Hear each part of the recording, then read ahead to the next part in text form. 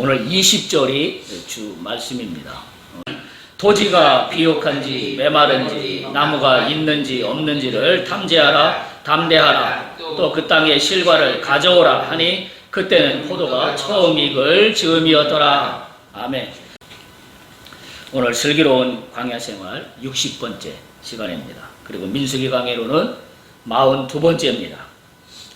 지난 민수기 13장부터 가나안 정탐에 대한 이야기를 계속 이어서 가고 있습니다. 이 특별히 가나안 정탐이 지금 이루어지고 있는 이 가데스 바네아라는 곳은 우리가 잘 아는 것처럼 이스라엘 백성의 불신앙이 그리고 불순종이 아주 끝을 보여줬던 그와 같은 대표적인 장소입니다. 이곳은 가나안을 바로 눈앞에 둔 곳이기도 하고 우리가 이미 알고 있는 대로 그리고 말씀드린 대로 12명의 가나안 정탐꾼을 파견한 곳이기도 합니다. 근데 문제는 뭐냐면 불신앙이었다는 사실이에요. 가나안을 정탐을 했습니다. 그런데 결과가 불신앙이에요. 말씀드렸습니다. 약속의 땅 가나안에 갔습니다. 그런데 눈으로 보고 온 건 불신앙입니다. 이 무슨 아이러니인가요? 오늘 우리가 깊이 생각해 봐야 될 문제입니다. 우리는 하나님의 약속의 말씀을 믿고 산다고 합니다.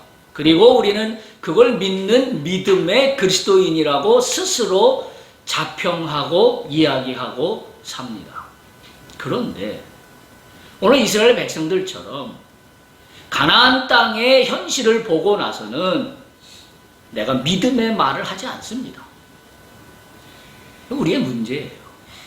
잘 보세요. 하나님의 약속의 말씀은 있어요. 그래서 이 말씀을 믿고 산다고 얘기를 해요. 그래서 날마다 교회 나와서 기도하고 말씀 붙잡고 그리고 살아요. 자, 그리고 현실에 부딪힙니다. 현실의 문제를 바라보면 소망이 없어 보입니다. 희망이 없어 보입니다. 그게 오늘 이스라엘 백성들의 상황이에요. 가나안에 정탐을 해서 올라가 봤더니 지금 거기가 깜깜합니다. 지금 아무것도 손에 지금 보이지가 않아요. 왜요? 그 땅이 집어삼키는 땅이에요. 그리고 거기에 사는 사람들이 거민들이고 장대 같아서 우리는 메뚜기 같더라.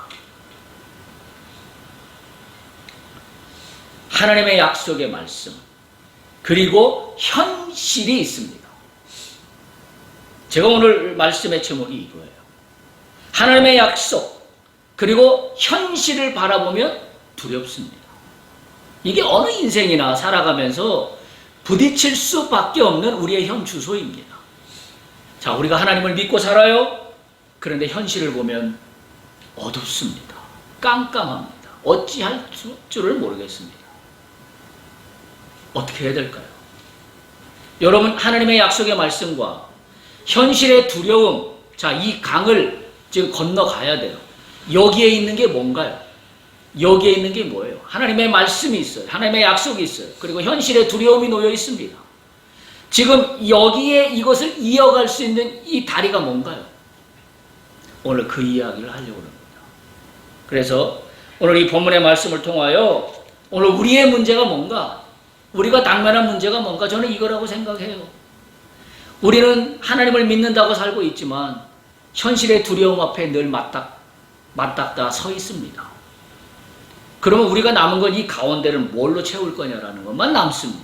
그런데 이 가운데를 세상 사람들과 똑같은 상식으로 채운다라고 한다면 우리는 이 하나님의 약속의 말씀을 받고 사는 사람임에도 불구하고 오늘 이스라엘 백성들처럼 현실을 가보니 그들은 장대 같아서 그들은 거민이고 어마어마해서 나에게 희망이 없습니다. 라고 이야기할 수밖에 없다라고 한다면 과연 하나님의 약속의 말씀은 나에게 무엇인가? 나에게 무엇인가? 우리가 심각하게 생각해보지 않을 수가 없는 문제입니다. 지금까지 이스라엘이 희망으로 달려온 걸 생각하면 너무나 안타깝습니다. 지금 어떻게 달려왔는지를 우리가 잘 알잖아요. 출애굽에서부터 시내산에서의 그 사건들을 겪어가며 그리고 광야를 출발했어요. 그리고 광야를 출발하는 과정에 각종 기적을 다 보며 출발했습니다. 만나를 날마다 내려주셔서 먹었고요. 구름기둥과 불기둥이 앞을 인도해 주었고요. 언약궤가 3일길을 가면서 앞길을 인도해서 갔습니다. 그렇게 달려온 길이 가데스 바네아입니다. 그런데 이 가데스 바네아에 와서 도대체 이들이 지금까지 의지하고 온 하나님의 약속의 말씀은 무엇입니까? 도대체 시내산에서 말씀도 받았어요. 그리고 지금까지 그 말씀을 붙잡는다고 하면서 모세의 리더십을 중심으로 가데스 바네아에 왔어요. 근데 지금 결과가 뭔가요? 현실의 두려움 앞에 다 무너져 내렸습니다. 참 답답한 노릇이 아닐 수가 없습니다. 저는 익히 잘 알고 있는 이 본문의 말씀이지만 이번에 다시 묵상하면서 다시 한번 깨닫게 되는 것은 우리의 문제다. 우리의 문제다. 오늘날 그리스도인들이 많은 사람들이 지금 이 시간에도 교회에 나가서 기도하고 믿음으로 예배를 드린다라고 하고 있을 겁니다. 과연 그 모든 사람들이 하나님의 약속이라는 것을 붙잡고 있는다고 하면서 현실의 두려움 앞에 무엇을 선택하고 오늘 예배를 드리고 있을까? 라는 생각을 하지 않을 수가 없습니다. 마찬가지로 여기 모여있는 우리도 나는 오늘 무엇을 주 앞에 지금 아뢰고 있는 것일까? 라는 생각을 하지 않을 수가 없습니다. 이 비슷한 이야기가 우리가 잘 알고 있는 다윗과 골리앗의 이야기예요. 다윗 하나님의 약속, 즉 이스라엘을 블레셋 손에서 구해내겠다고 하는 하나님의 약속의 말씀이 분명히 있었습니다. 그런데 이스라엘 군대들 모든 사람은 그 앞에 진치고 있는 블레셋 장군과 블레셋 군대들을 보자마자, 특별히 골리앗을 보자마자 어떻게 됐습니까? 다 녹아내려버리고 말았습니다. 아마 성경에 자세히 기록하고는 있지는 않지만 거기 모였던 이스라엘 군대들의 후미에 있던 많은 사람들은 뒷걸음질 치며 도망갔을 겁니다. 그런데 보세요. 15살밖에 안 된 소년 다윗이 골리앗 앞에 나섰습니다. 지금 다윗이 어떤 상황이에요? 하나님의 약속의 말씀을 알고 있는 다윗입니다. 내가 너희를 구원하겠다. 저 블레셋으로부터 너희를 구원하겠다. 알고 있어요. 자, 그리고 블레셋의 현실에 막강한 군대를 갖고 있는 그 앞에 두려움이 장벽처럼 서 있습니다. 다 뒤로 물러가 있는 그 상황에 다윗은 어떻게 했습니까? 우리가 잘 알고 있습니다. 어떻게 해야 합니까? 이 동일한 문제가 오늘 우리의 삶 가운데도 똑같이 놓여 있습니다. 평상시에는 전혀 문제가 되지 않아요. 교회 다니는 게 전혀 문제가 되지 않아요. 신앙생활 한다는 게 전혀 문제가 되지 않습니다. 왜? 멋있거든요. 그런데 언제 진짜 판가름, 내 신앙이 뭔가가 진짜 판가름 날 때가 언제냐면 바로 이 상황이기 때문입니다. 내가 군대에 나갔어요. 전쟁을 하러 나갔어요. 그랬더니 앞에 봤더니 블레셋 군대에 골리앗 같은 장수가 나르비처럼 쫙 서 있습니다. 나는 내가 바라보니 무기도 현찮고 갑옷도 현찮고 한 방 맞으면 단번에 죽게 생겼습니다. 상식적으로. 이게 우리의 진짜 모습이에요. 평상시에는 문제가 되지 않지만 위기 상황이 되면 우리는 어떻게 하겠습니까? 현실의 두려움 앞에 나는 무엇을 선택할 수 있습니까? 그렇게 하나님 약속, 하나님 하면 부르짖고 여기까지 달려왔는데 마치 이스라엘 백성이 가데스 바네아까지 달려온 것처럼 우리도 예수를 처음 믿어 오늘에 이르기까지 달려왔는데 내가 갖고 있던 하나님의 약속의 말씀이 현실의 두려움 앞에 무너져 내린다라고 한다면 내 30년, 50년 된 내 신앙은 도대체 뭡니까? 현주소가. 이거 아주 심각한 문제가 아닐 수가 없습니다. 오늘 우리에게도 동일한 문제가 나타나고 있다는 사실입니다. 어떻게 풀어가야 할 거라. 다시 한번 말씀드립니다. 하나님의 약속의 말씀을 붙잡고 산다고 해요. 그런데 앞에 현실의 두려움이 장벽처럼 절벽처럼 우뚝 서 있습니다. 이거 뭘로 풀어가야 됩니까? 뭐예요? 답이 뭡니까? 성경의 세계는 답이 뭡니까? 이 사이에 풀어야 될 해답이 뭐예요? 우리 다 잘 알고 있습니다. 그리고 매일 이야기하는 겁니다. 뭐죠? 믿음이라는 거예요. 하나님의 약속의 말씀과 현실의 두려움 사이에 갭이 존재합니다. 이 갭을 해결할 수 있는 유일한 대안은 믿음이라고 성경은 이야기하고 있습니다. 다윗이 골리앗 앞에 섰을 때 그냥 상식적으로 보면 게임도 안 되는 골리앗 앞에 서 있습니다. 그런데 다윗이 뭐라고 그러나요? 우리가 매일 하는 것처럼 너는 칼과 창과 단창으로 내게 나오지만 나는 네가 무시하는 여호와의 이름으로 나간다. 이게 뭐예요? 이게 믿음이에요. 이게 믿음입니다. 자, 그런데 문제는 뭐냐면 믿음이 뭐냐라고 물어보면 믿음을 가지고 있다라고 하는 믿는 사람들이 믿음이 뭔지를 모릅니다. 그래서 어떤 문제가 생기는지 아세요?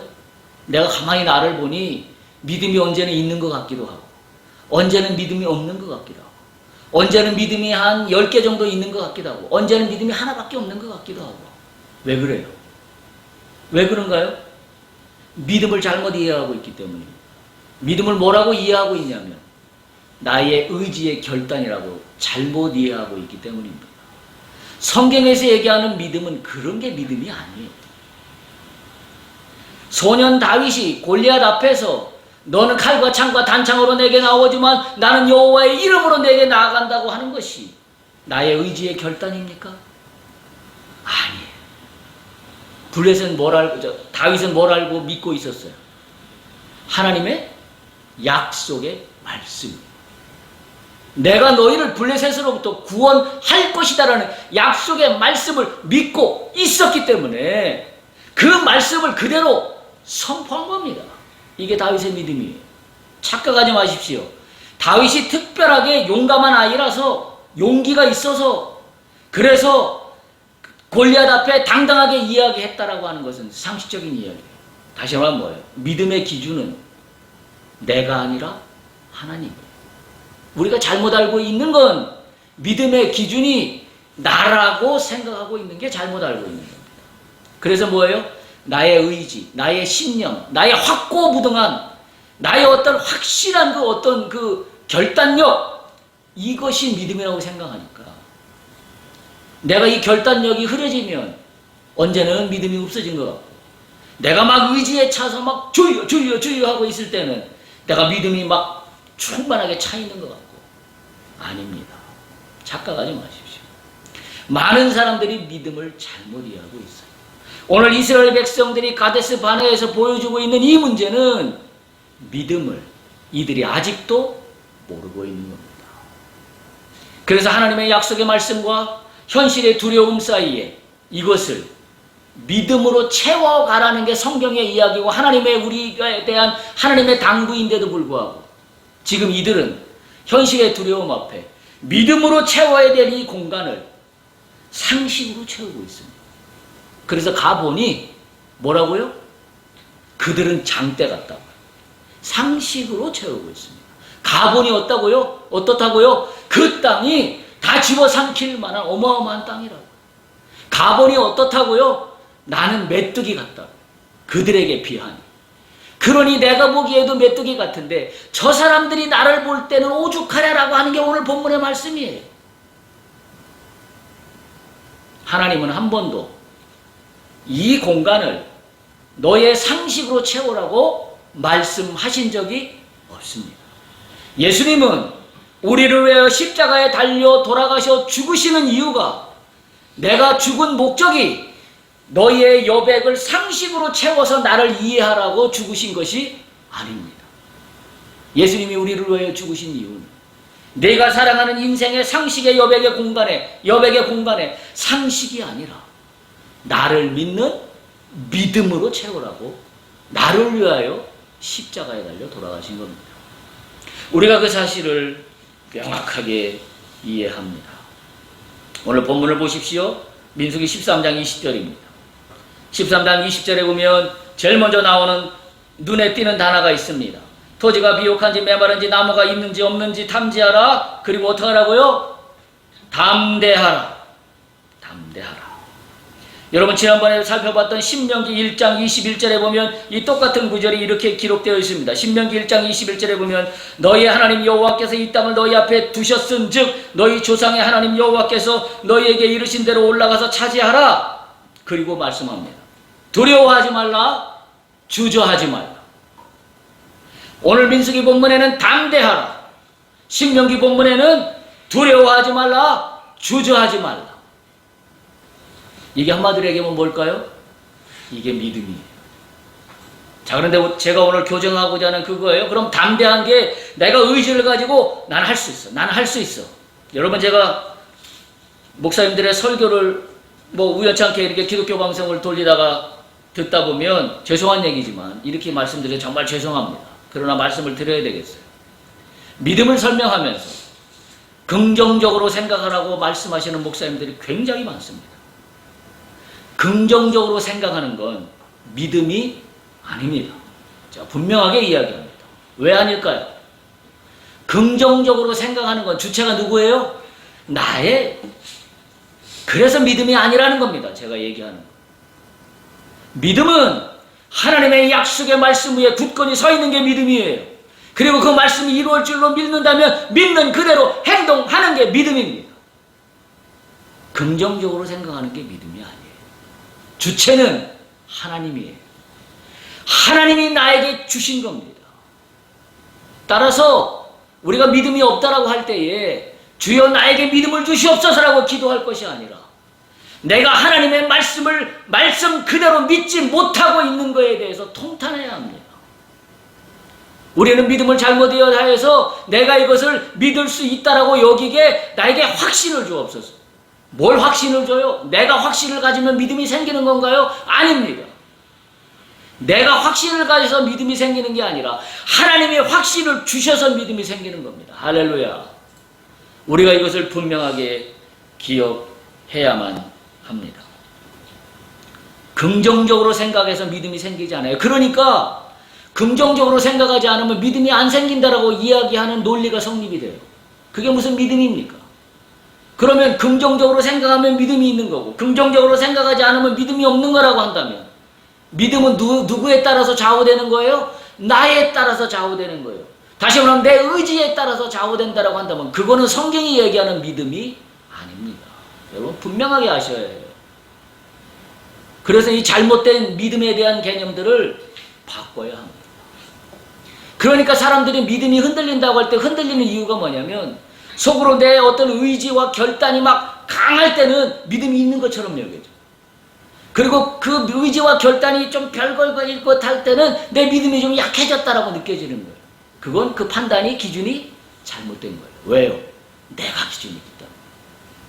믿음의 기준은 오직 하나님입니다. 그리고 하나님 그분이 주신 약속의 말씀입니다. 그럼 오늘 말씀 다 끝난 겁니다.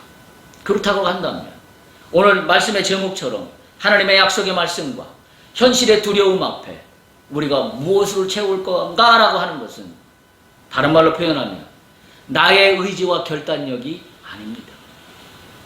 나의 의지와 결단력이라고 착각하니까 믿음이 안 생기는 거예요. 성경을 수백 번 읽고 교회를 30년, 50년, 아니 100년을 다녔다 하더라도 그와 같은 상황이라면 믿음이 생기지 않았습니다. 왜?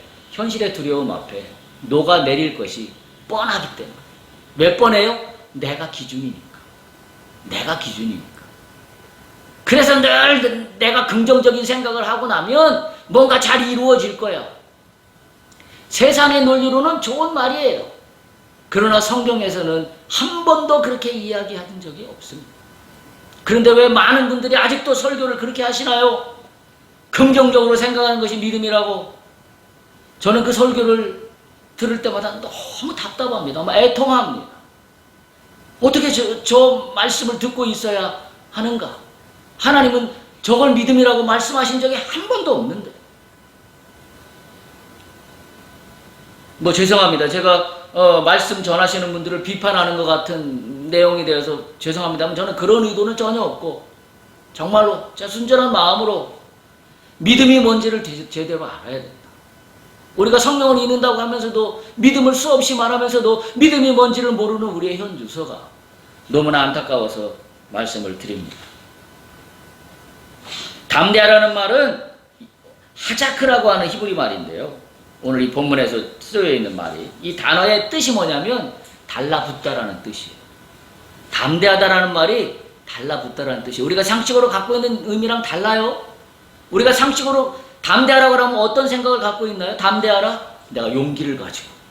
내가 용기를 가지고 그래 난 할 수 있어 긍정적으로 생각하고 이게 담대한 거죠. 그래서 가자 하고 가는 게 담대한 거죠.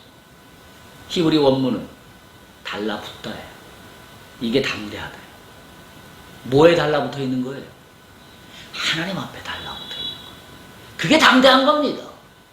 내가 주인이 되어서 내가 주체가 되어서 난 할 수 있다 라고 밀고 가는 게 담대한 게 아니라고요. 우리가 그걸 상식적으로 이해하니까 성경을 백날 읽어도 이 말이 무슨 말인지를 이해를 못하니까 하나님 말씀 따로 놀고 그리고 내 믿음이 따로 노는 겁니다. 어떻게 이게 따로 놀 수가 있습니까? 하나가 되어야 그게 믿음이지요. 또 어떤 의미가 여기에 담겨 있냐면 묵다라는 의미가 이 담대하다는 히브리 말에 담겨 있어요. 묵다. 따라서 내가 신념을 가지고 이길 수 있다고 생각하는 그런 단어가 아니라 히브리 말의 본뜻은 정탐꾼에게 용기를 가지라고 주어진 말의 본뜻이 아닙니다.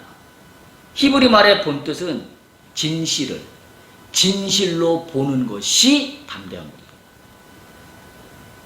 저는 이 원문의 뜻을 찾아보다가 저도 많이 깨달았습니다. 아, 그렇구나. 나의 문제가 있다면, 우리의 문제가 있다면 진리로 받아들이지 못하는 문제가 우리의 문제다 라는 생각을 하지 않을 수가 없습니다. 이게 뭐예요? 이게 믿음이에요. 보세요. 하나님의 약속의 말씀이 있어요. 현실의 두려움이 있어요. 하나님의 약속의 말씀은 뭐예요? 진리예요. 어떤 진리예요? 내가 너희를 구원하리. 그 진리예요. 그 진리를 진리로 받아들여야 되는데 그 진리를 진리로 받아들이지 못하고 현실의 두려움 앞에 상식으로 말해버리고 말아요. 그러니까 뭐예요? 그거는 믿음이 아니에요. 백날 교회 다녀봐야 믿음 한 톨도 없는 겁니다. 왜? 믿음이 뭔지를 모르니까. 따라서 이들은 진리로 보지 못하였기 때문에 진실로 받아들이지 못했습니다. 다시 말해 진실은 뭐예요? 이스라엘 백성에게 진실은 뭐예요? 내가 가나안 땅을 너희에게 주리라. 이게 진실이에요. 이게 실체입니다. 그런데 이스라엘 백성들의 문제는 뭐예요? 내가 이 땅을 너희에게 주겠다라고 수십 번 약속했는데도 불구하고 이 진실로 받아들이지 못했어요. 그리고 뭘로 채웠어요? 상식으로 채웠어요. 가보니 그 땅이 어쩌었다 하고 그 사람들이 어떠었다 해서 나는 메뚜기 같다. 이게 우리의 문제입니다. 하나님의 약속의 말씀이 있는데 약속의 말씀의 진리로 받아들이지 못하고 자꾸 내 속에서 밀어냅니다. 뭘로 밀어내요? 나의 지식으로, 나의 경험으로, 나의 판단으로. 내가 생각하는 옳고 그르다는 어떤 그 기준치들로 다 밀어내버립니다. 그리고 교회 나와서 기도합니다. 주여 나를 도우소서. What happened? 주님은 어떻게 도와야 되나요? 진리를 믿는다고 하면서 진리를 맨날 밀어내고 있는 사람이 나와 갖고는 주여 믿음을 주옵소서. 어떻게 도와줘야 합니까? 내가 주님이라고 한다면 난 도울 방법이 없습니다. 아니 진리를 주는데도 진리를 받아들이지 못하면서 믿음대로 되게 해달라고 기도하는 저 이 앞뒤가 안 맞는 이 상황을 어떻게 도와줘야 합니까? 그렇잖아요. 이게 오늘 이스라엘 백성들이 갖고 있는 문제입니다. 첫 번째 담대하라 그랬어요. 담대하라. 이건 뭐예요? 왜 담대하라 그랬어요? 말씀에 붙어있으라는 뜻이라 그랬어요. 왜 담대하라 그랬어요? 하나님은 아시기 때문에. 가보면 너희가 분명히 상식적으로 안 된다는 것만 보고 올 것을 내가 알기 때문에 담대하라 그랬어요. 만약에 우리가 상식적으로 하면 어떻게 해야 돼요? 우리가 상식적으로 이야기한다면 이렇게 이야기할 겁니다. 세상에서 훈화를 한다면 만약에 지금 그 적진에 지금 정탐하러 가는 스파이를 보낸다고 할 때 뭐라고 하겠어요? 용기를 가자. 넌 할 수 있어. 용기를 가져. 뒤에는 우리가 있으니까 염려하지 말고 갔다 와. 용기를 가져. 만약에 네가 잘못된다고 한다면 나머지 모든 상황 우리가 다 책임질게. 너 용기를 가지고 갔다 와 할 거예요. 하나님 뭐라고 하셨냐면 담대하라. 담대하라. 여러분 예수님이 요한복음 16장 33절에 보면 이렇게 말씀하십니다. 이것을 너희에게 이르는 것은 너희로 내 안에서 평안을 누리게 하려 함이라. 세상에서는 너희가 환난을 당하나 담대하라. 내가 세상을 이기었노라. 할렐루야. 우리가 좋아하는 문구예요. 세상에서는 너희가 환난을 당하나 담대하라. 내가 세상을 이기었노라. 보세요. 세상에서는 환난을 당했노라. 내가 세상을 이기었노라. 이 가운데에 연결해주고 있는 단어가 담대하라예요. 이 담대하라도 어떤 뜻이에요? 네가 용기를 가져라. 그러면 할 수 있을 것이다. 긍정적인 생각을 가져라. 그러면 네가 세상을 이길 것이다. 아닙니다. 그런 뜻이 아니에요. 세상에서 너희가 환난을 당하나 너희가 이길 수 있는 것은 담대하라고 하는 의미는 나에게 붙어 있어. 그게 담대한 거예요. 그게 담대한 겁니다. 그게 다른 말로 표현하면 믿음이에요. 그래서 오늘 저는 본문의 말씀을 읽으며 담대하라 이 말씀을 읽으며 저에게 주시는 하나님의 음성은 뭐냐면 믿음을 다시 한번 알려라 라는 겁니다.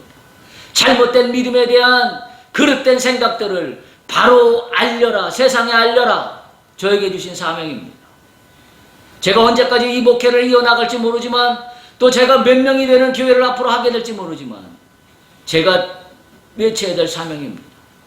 많은 그리스도인들이 잘못되게 알고 있는 믿음에 대해서 교정할 책임이 저에게 있습니다. 저는 그날까지는 제가 이 사명을 감당할 것입니다. 담대하라. 주께 붙어 있는 겁니다.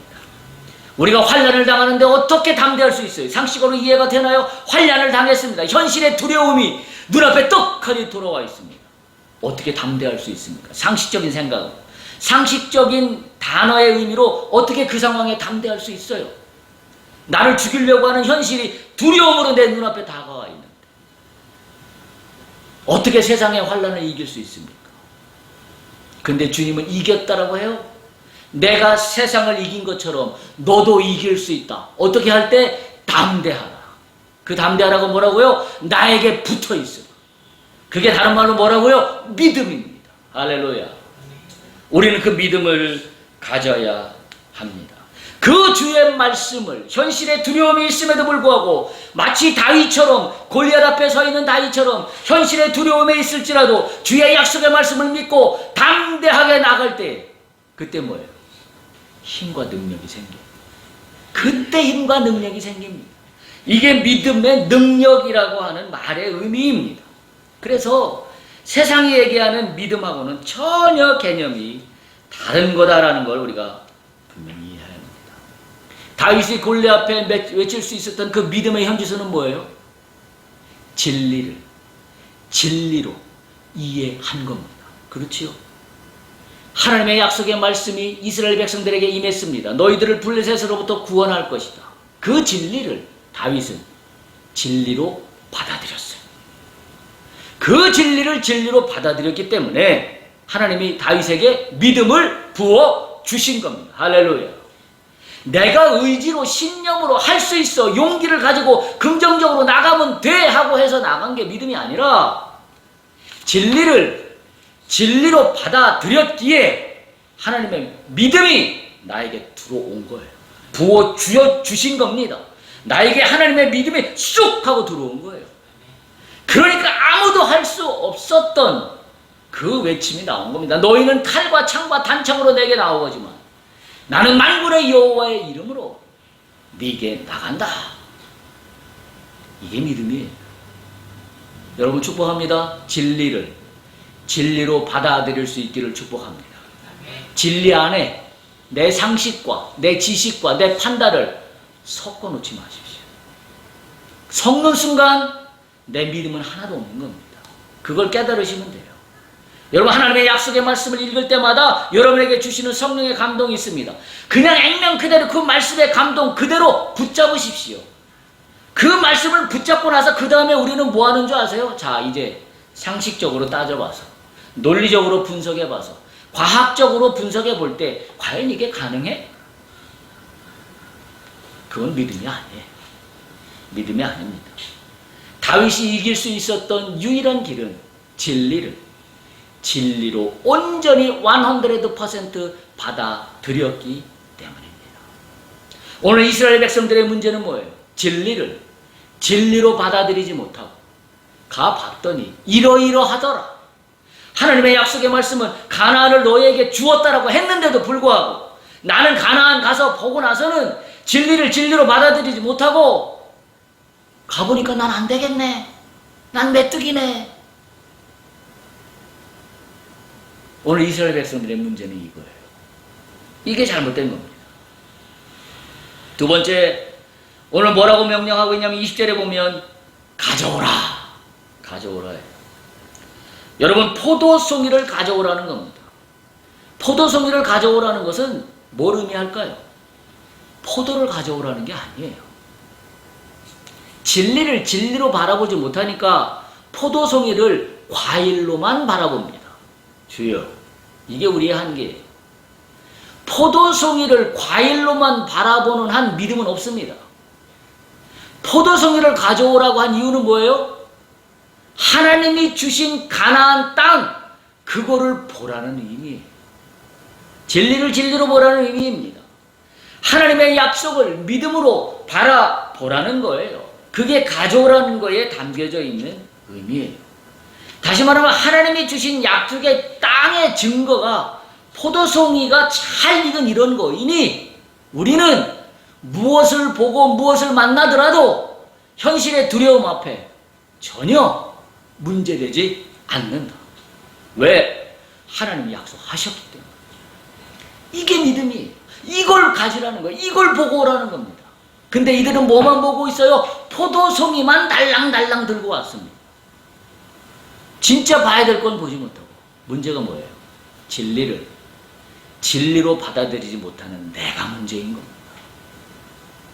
그리고 나서 믿음이 있다고 하니, 그리고 나서 믿음을 있게 해달라고 하니, 그리고 나서 믿음이 크고 작다고 논하고 있으니 믿음의 미음자도 다가가지 못한 상태라는 것을 우리가 분명히 기억해야 합니다. 여러분, 너무 쇼킹한 얘기 하나 할까요?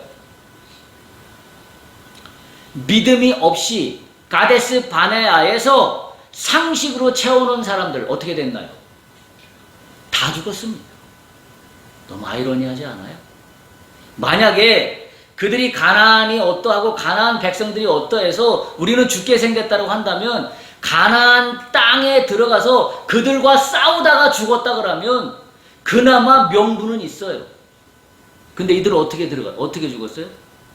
가나안 땅에 들어가서 그들을 만나기도 전에 광야에서 다 죽고 말았어요. 무슨 아이러니입니까? 여러분, 불신앙이 이런 거예요. 믿음을 갖지 않으면 가서 구경도 못하고 구경하기도 전에 나는 그냥 여기서 죽는 거예요. 끝나는 겁니다. 그게 믿음이에요. 따라서 믿음이라는 건 상황을 초월합니다. 믿음이라는 것은 환난을 초월해요. 믿음이라는 것은 내가 상식적으로 이해되지 않는 것들을 초월하는 거예요. 왜요? 내가 기준이 아니라 하나님이 주시는 선물이기 때문에 그런 거예요. 그것을 우리가 분명하게 기억해야 합니다. 따라서 믿음은 현실의 두려움에 집중하는 것이 아니라 믿음은 하나님의 약속의 말씀에 집중하는 겁니다. 그때 믿음이 생겨요. 현실의 두려움, 근데 우리는 그걸 거꾸로 합니다. 하나님의 약속의 말씀에는 끝까지 집중력을 놓쳐버리고 말고 나중에 남는 건 뭐만 남아있어요?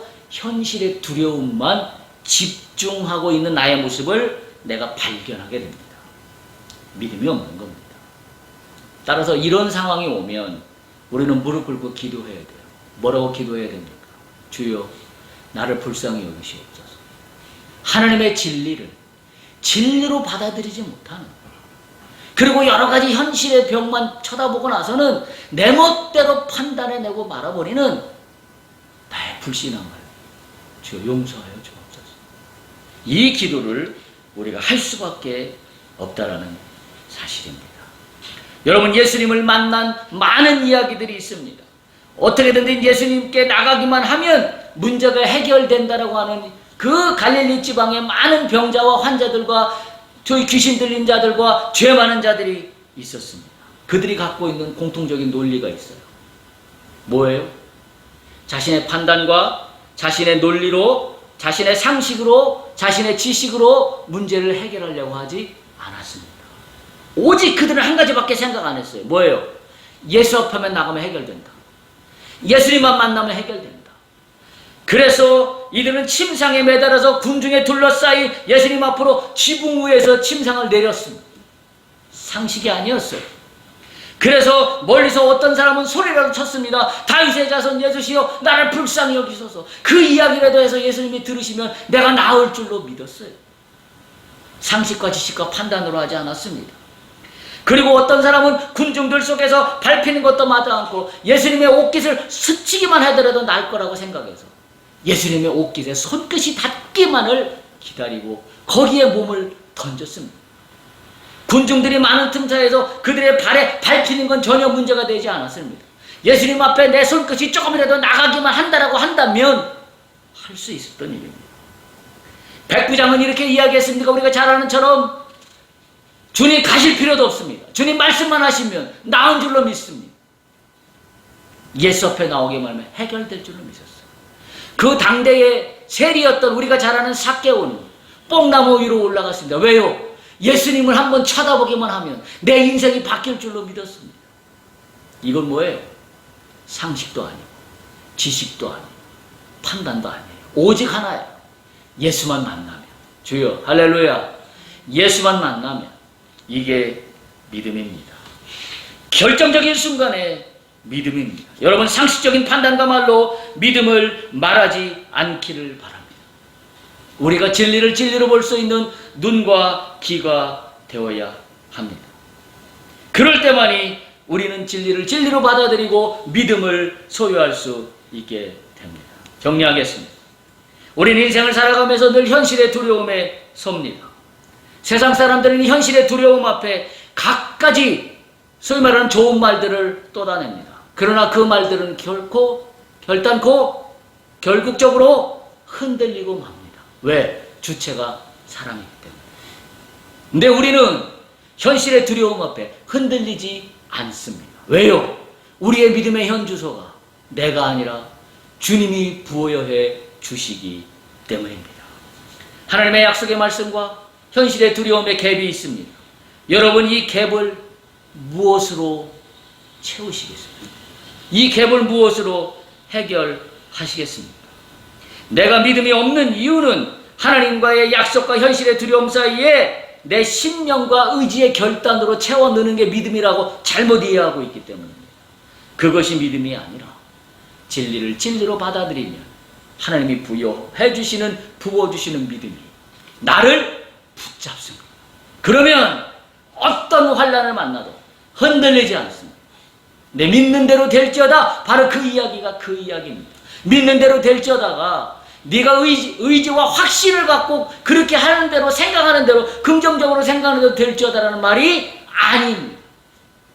오늘 그 생각을 완전히 바꿔 놓을 수 있기를 바랍니다. 그러니까 하나님의 약속의 말씀과 현실의 두려움 앞에 내 이야기를 빼십시오. 내 판단을 빼십시오. 내 멋대로 하는 것들을 다 빼십시오. 그리고 한번 매달려 보십시오. 주여, 내가 진리를 진리로 바라보지 못하는 불신앙 가운데 있사오니 진리를 진리로 바라볼 수 있는 영과 귀를, 눈을 열어 주시옵소서. 하나님께서 그러면 부어 주실 겁니다. 딸아, 아들아, 네 믿음대로 될지어다. 할렐루야.